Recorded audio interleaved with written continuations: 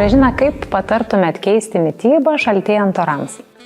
Rekomenduočiau nekeisti, o papildyti ją. Atkreipti dėmesį, kad šaltuoju metų laiku prasideda šakninės daržovės. Netgi ir mūsų senoliai valgė daug šakninių daržovių, kad ir kopūstai, ropės, griežčiai. Aišku, ten yra dar daugiau šakninių daržovių ir jas naudoti įvairiai.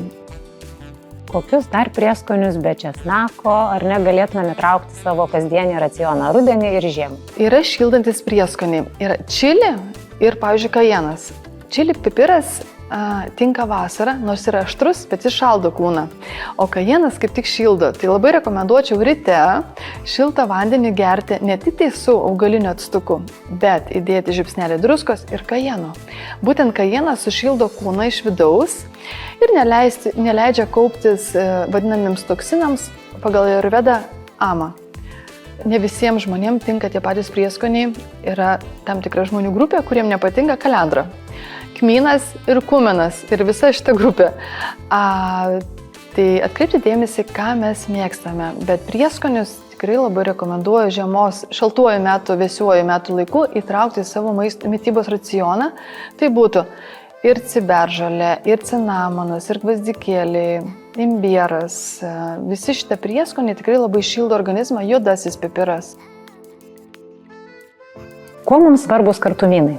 Kartumynas yra vienas iš 5 skonių, kuris reikalingas mūsų harmonijai, vidiniai harmonijai palaikyti.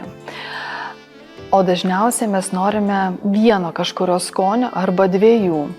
Ir tai išbalansuoja kitas vadinamas došas, energija ir vidinė, aišku, mūsų žarnyno mikroflora irgi sutrinka.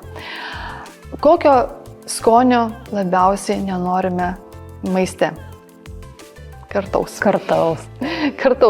Bet iš tikro vėstant orui kaip tik mums labai reikalingas kartus skonis, kuris neleidžia kauptis amai, toksinams, taip pat padeda kepenims, tulžiai ir būtent gleivės nesikaupia, jeigu mes į savo mitybos racioną pradedame naudoti karčiosius kažkokius prieskonius, žoleles, tai yra labai svarbus mūsų procesas.